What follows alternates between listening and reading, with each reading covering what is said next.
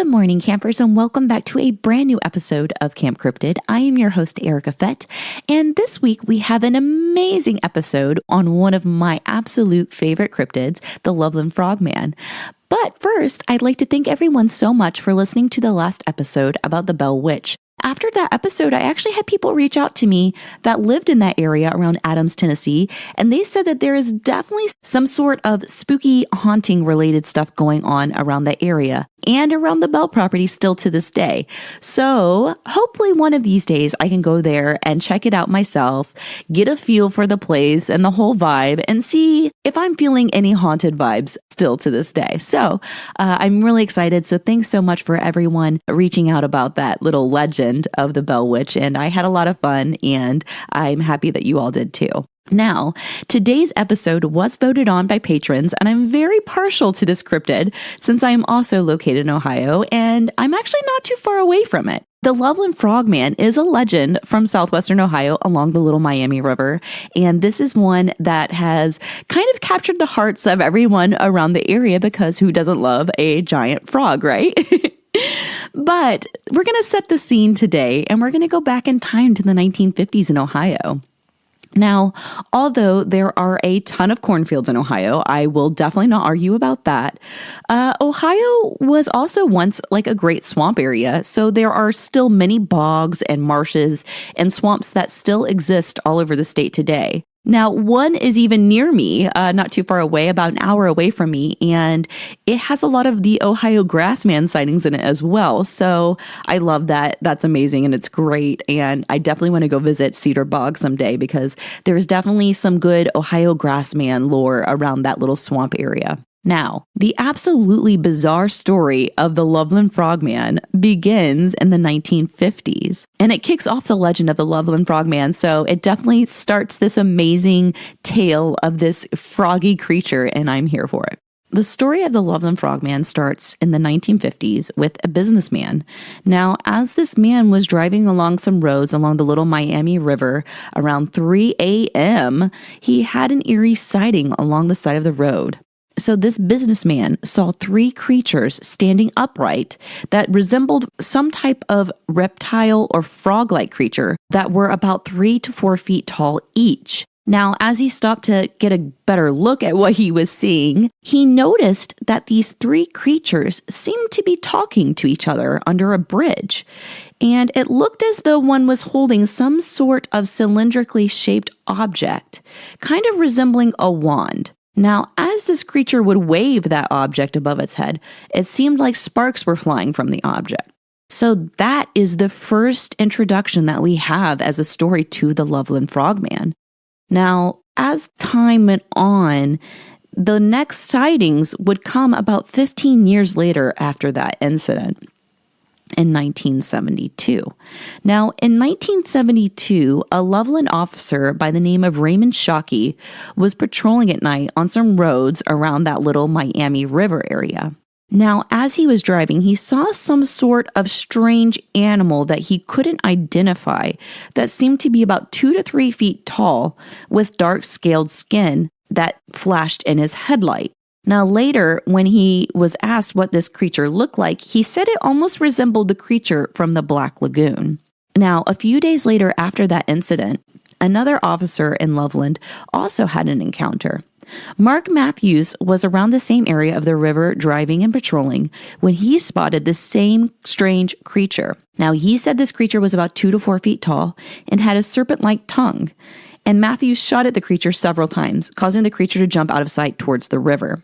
So these are some of the main stories that brought to life the legend of the Loveland Frogman. Now, what's really exciting about these is, we have 2 officers, so we have pretty solid testimony of there being some kind of strange creature. So the first story from the 50s is kind of a legend. It's been passed around by word of mouth, and there are variations to the story, and it's hard to pinpoint the exact details of what happened in that story from 1955. Some people argue that the businessman was a salesman, and they say that he had different jobs. I don't really think that it matters what his job was if he's seeing some kind of thing. Like, it's not like people are going to be like, oh, that's an attorney, that's a doctor, that's a teacher. They saw this thing. Like, I don't think that, what his occupation was really has anything to do with the story, but People argue it.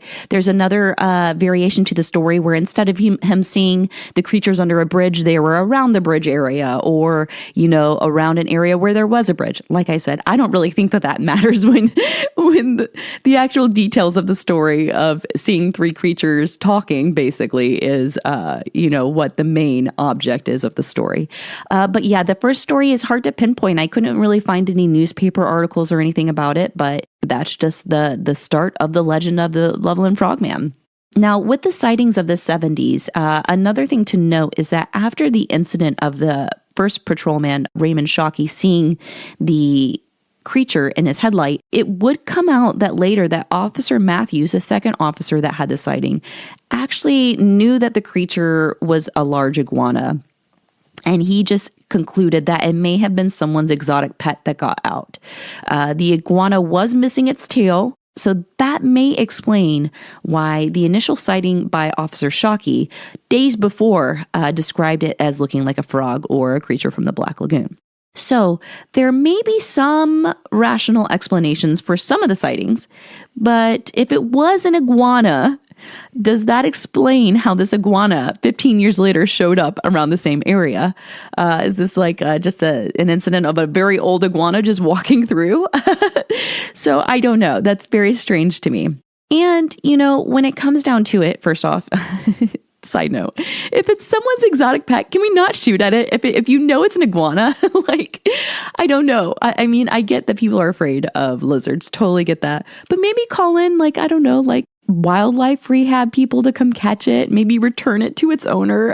I don't know. So I don't know. Maybe not shoot at someone's exotic pet. That's kind of sad. So I hope that if it was someone's pet, that at least I guess they had closure. But I think that it's very strange that, 15 years later from the initial sighting in the 1950s, we would conclude or think that it would still be the same iguana, because that doesn't really add up. Was it just a gaggle of iguanas hanging out talking, waving wands? I don't know. Now, is the mystery of the three roadside frog creatures just a product of a late night imagination, or could it be something explainable? Right? What could these sightings have been when it comes to these Loveland Frogman sightings? So we can conclude that the two officers saw maybe someone's iguana, and iguanas can get pretty big. They're pretty gnarly, and I love them. I beg my husband all the time to get an iguana. I am such a lizard and snake person, but he is definitely not. But they're growing on him, I feel like. But, when it comes down to it, I guess my focus is on this story from the 1950s, right? When this person sees late night, these frogs hanging around looking like they're talking to each other. Was this actual walking giant talking frogs that may or may not be warlocks with wands, right? It's fun to let the imagination run with this one. And I think that's what's great about this legend. Because what isn't fun about a giant frog, right? Giant frogs are awesome. We love frogs.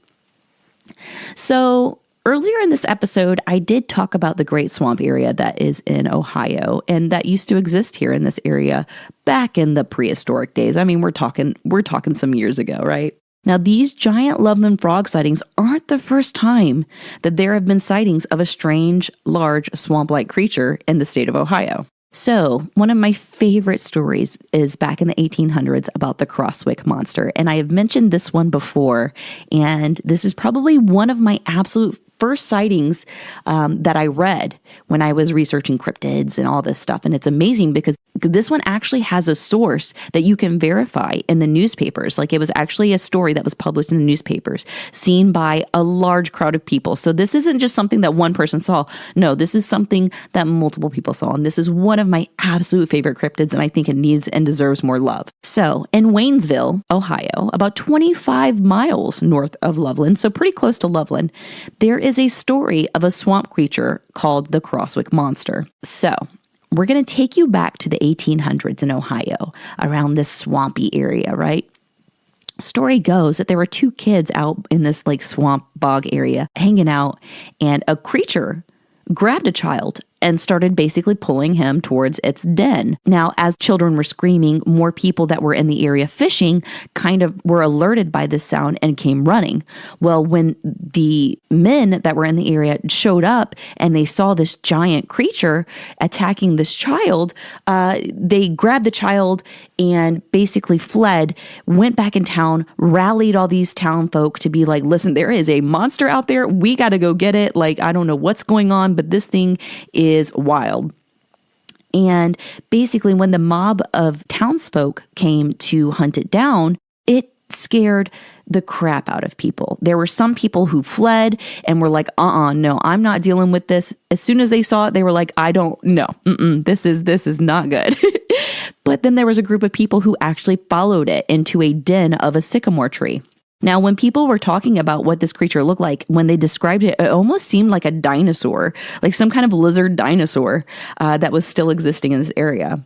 Now, I'll definitely have to do a full episode on the Crosswick Monster because, I mean, honestly, it is worthy of its own episode, and I just love this one. I think it's really cool. I'll definitely make sure to post the newspaper article in the Reddit so you guys can read it and kind of check it out yourselves and kind of dive into this lore of creepy swamp creatures. And yes, I love it. But so, like I said, this story was published in a newspaper. There were lots of people who saw it. I mean, this was 20 plus people who saw this creature, and so there is some sort of documentation for this, which I think is great. But I had to mention this creature because it's incredibly close to where Loveland is, and with it being some kind of like unknown swamp creature, I thought this actually fits right in with the Loveland Frogman. But yeah, so, and I love this one because there is some sort of documentation, unlike the Loveland Frogman sighting in the 1950s. This one actually has documentation from the 1800s, so I think that that's amazing. Now, another cool thing that adds some fun to the Frogman folklore is that a town called Morrow, which is about 12 miles east of Loveland, there are newspaper articles as well about residents who commented on the strange large size of frogs in the area. So there are documentations that these people were pretty much like, well, I'm not surprised that people in Loveland are seeing these frogs because big frogs happen in this area. So I think that that's really fun too. Another thing to know is that in this area of Ohio, there's a lot of cool things going on, right? You've got these giant frogs, you've got the story of the Crosswick Monster, and then you've got this Loveland Frogman story. And there's also, not too far away, about 60 miles east of Loveland, there's the Great Serpent Mound. And I know I've mentioned this before, but this is one of my favorites. I haven't been there, and honestly, I'm sitting here saying this and I'm like, how have I not been there yet? Like Ohio, I joked around about at the beginning of the episode about how Ohio is just full of cornfields, and it is. Trust me, it is. But Ohio is very diverse as well. Like we've got hills, we've got Hocking Hills, we've got Mohican, we've got Cedar Bog, there are Salt Fork, like there are so many great preserves and parks to go to in Ohio. And when you get towards, the top of the state, I'm from like Northwest Ohio, so it is flat cornfields straight up. Like I'm not going to lie to you about that. Like very boring. Like my parents are always like, come visit us more. And I'm like, Mom, that's a 3-hour drive that feels like an 8-hour drive. And the only thing exciting to see are windmills. Like, oh, I'm sorry, Mom. I love you. But I'm not going to lie. Oh, there are parts of Ohio that are very boring. Trust me. I mean, I do like fields. Okay. It is nice to see that there's corn and stuff growing. But I love hills and I love mountains and I love caves, and parts of Ohio are full of that though, which is really great. If you've never been to Hocking Hills, honestly, it is a beautiful park. There's waterfalls, there's caves, there's crazy geological structures that are incredible to see, and it is wonderful. So if you're in the Columbus area ever, take like a 45-minute excursion, a little day, go visit Hocking Hills, go get your nature on, go touch grass, go enjoy life and nature, and that's my one recommendation. So I love it, and now I need to go.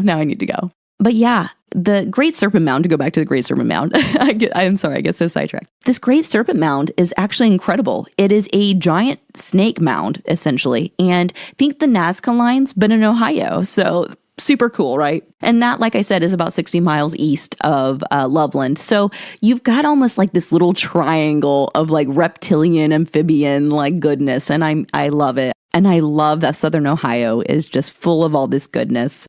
Now, I will say that my own experience with frogs and giant frogs in my own backyard, I have found some crazy sized frogs. I think the first year I moved here, I went outside and there was a giant toad, and it was the biggest toad I have ever seen in my life. And I wish I would have taken pictures, because this thing was like, I'm holding my hands up right now as if you all can see it, right? But I'm like, it was this big. No, it was giant. This thing had to be like 10 pounds. And I even had my husband look at it, and it was the coolest thing.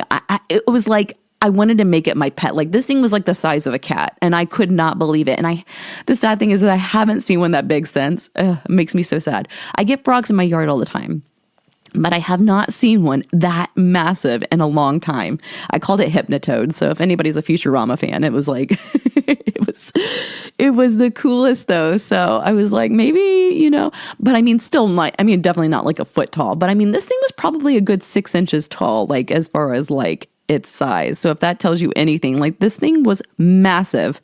I really honestly don't know how it got into my yard. But yeah, really cool though. And like I said, I haven't seen one that big since, and I'm about 70 miles north of Loveland. So, I'm close enough to go, it's probably like a little over an hour to get there. But I mean, it's still, I live along like a park. So I'm not surprised when I get cool wildlife in my yard. When it comes to the Loveland Frogman, though, are there rational explanations for these sightings, right? Like, we know that the sightings in the 70s were probably of someone's pet iguana. But was the sighting in the 1950s also the same iguana? What creatures are naturally occurring or native to the area that match this description? And there's not really much, to be honest, that would be, 3 to 4 feet tall, like reptile creatures, right? Most of the local lizards are quite small, but that's also not saying that there couldn't be some kind of anomaly, like a freak of nature 1-off or 3-off, since there were 3 creatures, that this legend could be based on. Or is this a story made up by an overactive imagination? The original story happened in 1955, and the early 50s were popping with huge sci-fi and horror movies flooding cinemas and the culture around that time. Was this just an example of media over the mind? We had Invaders from Mars, Creature of the Black Lagoon, It Came from Outer Space, and Godzilla, and those were just a few of the iconic films that came out around that period, and with more to come in the decades following with the next sightings. So we had this flooding of pop culture and the cinema, and cinema was huge back then, as if it isn't huge now, but I mean, we're talking like this was the golden age of cinema, where people were experiencing these sci-fi creatures for the very first time. Like, could you imagine living, back in the 50s, seeing the Creature from the Black Lagoon on the big screen for the first time? Incredible. And so you had these iconic horror and sci-fi movies coming out, right? Now, either way, whatever the explanation is for the fantastic froggy folktale of the Loveland Frogman, this cryptid is still celebrated to this day by locals and the people who travel all over the world to come attend the Frogman Festival. And people love to investigate the mystery themselves of the Loveland Frogman. People travel from all over to come document the areas and the testimonies. And there are still sightings going on to this day of the Loveland Frogman, and some creepy little froggy goodness happening in the Loveland area. The great thing is that legends like the Loveland Frogman bring people together in so many ways. We eat, we celebrate, and we enjoy sharing Earth's bizarre mysteries with each other. These lighthearted moments of letting our imagination run wild with tales of giant walking, talking frogs, or visitors from outer space, or undiscovered creatures that may be lurking right around the river bend are fun and mysterious, and it brings smiles to people's faces, and it makes people feel togetherness, and I'm a fan of it. Now, if you are a fan of the Frogman folklore and want more of it in your life, you can always hop on over to the Loveland Frogman Festival. It does happen in March of 2025 in Loveland. So there's lots of food, there's vendors, there's speakers, and it seems like a fantastic time to celebrate the Loveland Frogman. And maybe I'll try to get like a cute little Camp Cryptid booth there this coming year, because, like I said, I'm only 70 miles from it, and I think that'd be fun to kind of bond over some froggy goodness, right? when it comes down to it, I really don't have an explanation as to what I think the Loveland Frogman sightings were, or the original one in the 50s. There are some people who believe that it was like an alien race of like reptilian, frog-like creatures that were, talking. And I love the idea of that. I love the idea of different aliens. And I think it's maybe because I've been watching Resident Alien, which, if you are a fan of sci-fi, not only sci-fi as a genre, but Sci-Fi Channel, it is so good. And I took some pictures with my friend Wes. I'm sure some of you guys have seen, if you follow me on social media, you've seen my cosplay over the past like decade. And Wes is the portrait dude, and he is who I work with like for like 95% of my cosplay shoots. Like, we did that amazing Vampirella shoot like a couple years ago that was the 50th anniversary Vampirella comic for Dynamite Comics, which I love. It was an amazing experience, and I was so honored to be on the 50th anniversary of the Vampirella comic. Like, oh gosh, like a highlight of my life, right? But we were sitting there talking after we did some Camp Cryptid pictures, which I'll be posting soon for everyone to see, but they're super cute. I made my husband dress like Bigfoot. So there is a Bigfoot in the photos, and that's my husband. So he was so beyond his comfort level walking out in the woods because of all the poison ivy, but I made sure he was okay. But Wes was over and he was like, I told him to watch Fallout, and then he gave me the recommendation for Resident Alien, and we watched an episode while he was here, and then he left, and my husband and I were like, okay, let's put that back on. It was so good. But yeah, I loved that. And what's really fun about that show is they go through different types of alien races that could exist. And the one we were introduced to last was like some type of like mantid type of people. So I think it's really, really fun that they do that. But, this just made me think of the Loveland Frogman. If it was some sort of like frog people that came from outer space, right? There we go. There's a science fiction movie, frog people from outer space. Because I love frogs. They're amazing. I love them. When it comes down to it, is it an alien? Is it some sort of group of iguanas just hanging out? The other sighting, with the 1950s, like, what could explain him seeing, or this person seeing, multiple creatures talking and waving what seemed to be a wand over their head it seemed like it had sparks coming from it. Did giant frogs get access to like sparklers? So it is a strange story. It is definitely a strange story. And, it doesn't seem like these frogs hurt anyone. It doesn't seem like they're out to like, eat anyone. People are around that area all the time, and no one's been attacked or anything like that. But I love it. I think it's a really fun story. And I think that, with sightings of the Loveland Frogman or some kind of weird entity or creature still hanging around and lurking around that area is really, really cool. So whenever you're driving around that little Miami River, just keep an eye out for those giant frogs. And if you ever see them, please let me know. I want to know. I want to be the first. But yeah, so that's the story of the Loveland Frogman. And if I missed anything, or if if you have anything to add, or you've had a weird occurrence around that river, please let me know. Like I said, I'm only one person, so like we can all do this together. And if there's something I'm missing, or if there's anything you'd like to add, please send an email in or contact on my website, campcryptidpod.com. There's a little contact section. You can let me know if there's another story you'd like to add to the Loveland Frogman.